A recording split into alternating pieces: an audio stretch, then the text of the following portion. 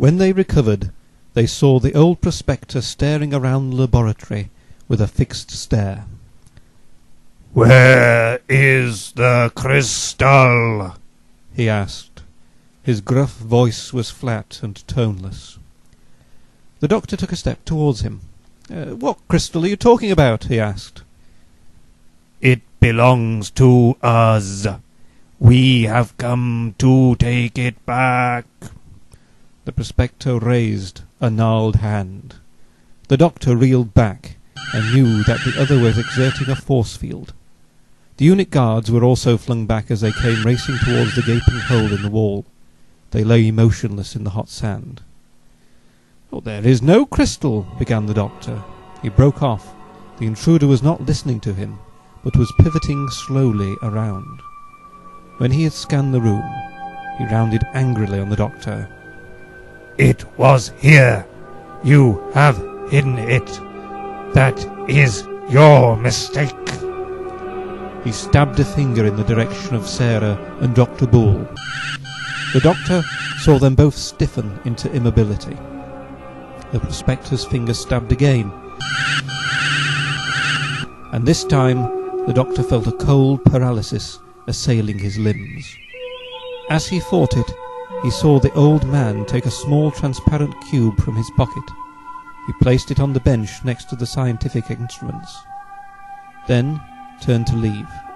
As he did so, he spoke over his shoulder. "It is a device to hurl you into the time zone, and the crystal with you." As the dusty figure shambled through the hole in the wall and made for the fence, the doctor summoned all his strength to try and reach the time device. But for all his efforts, he moved like a man in a nightmare, with movements that were maddeningly slow. His hand was creeping slowly towards the plastic cube when it seemed to melt away. In the same moment he was aware of an awful whirling sensation as he was drawn into the vortex. Through the mist that covered his eyes, he saw Sarah and Dr. Bull spinning away too. That mind-searing journey through time ended for the doctor with a jolt that bruised every bone in his body. He lay with his eyes closed, allowing his strength to return to his limbs. But the sound of Sarah's moan made him struggle to his knees. He saw the girl huddled in some undergrowth beneath a clump of towering pines. He got to his feet and ran towards her. "Sarah, are you hurt?" She opened her eyes, and he saw the relief that sprang into them. "Oh, doctor, wasn't that an awful sensation?" she gasped. He helped her to sit up. "Don't exert yourself, my dear," he urged. "Travelling through time is easy with the TARDIS, but without it, well, you're lucky to have survived." He broke off and glanced around. "I trust Dr. Bull was as fortunate as us. Come, you rest against this tree, and I'll search around for him." But as the doctor rose to his feet, Sarah struggled upright. "Oh, no, I'm not being left behind," she said firmly. "Goodness knows what period of time we've been hurled into. I don't want to be separated from you." As they moved beyond the shelter of the pines, they saw that they were on a high, rocky plateau. The doctor went ahead, alert for danger. Suddenly his foot kicked against something that tinkled. He bent down with an exclamation. "What luck! It's the time cube!"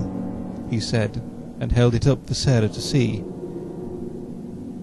"Will it be any good to us?" she wondered. The doctor was poring over the device, examining the minute controls. "Amazing," he murmured. "A miniature TARDIS." He straightened and nodded encouragingly. "Yes, I believe I might be able to reverse the journey and get us back to the lab. But we must find Dr. Bull first. We can't go without him." Sarah was glancing over his shoulder when she saw the caveman leaping down from the rocks. A strangled scream escaped her. The doctor whirled to meet the intruder. He was a squat, powerful figure, ape-like in many ways, and naked save for an animal skin. He whirled a wicked-looking stone club as he lumbered forward. The doctor ducked under the first blow, and the force of it put the primitive hunter off balance. Desperately, the doctor grappled with him. Sarah saw the two crash to the rocky ground and roll over, the caveman uttering hoarse animal cries. Sarah picked up a stone, hoping to join the fight, when suddenly the ground shook and she heard a deafening blare. She turned to see the towering, long-haired figure of a mammoth appearing from behind the rocks.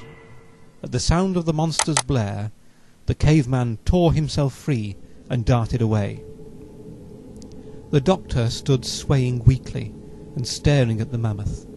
The creature had stopped, its trunk raised as if scenting its prey.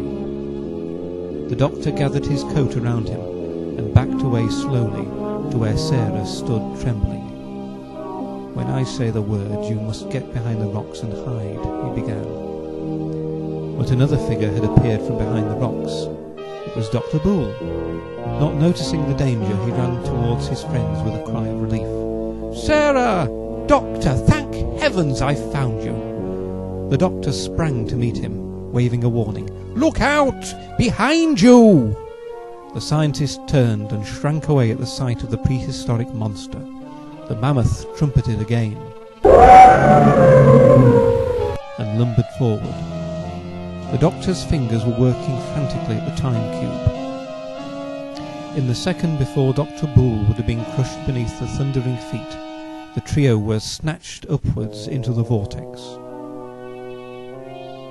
The desert heat struck them like a blow as they entered their own time dimension again.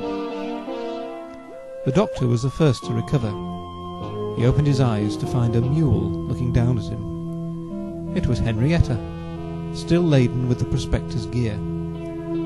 The doctor rose and shook the hot sand from his clothes.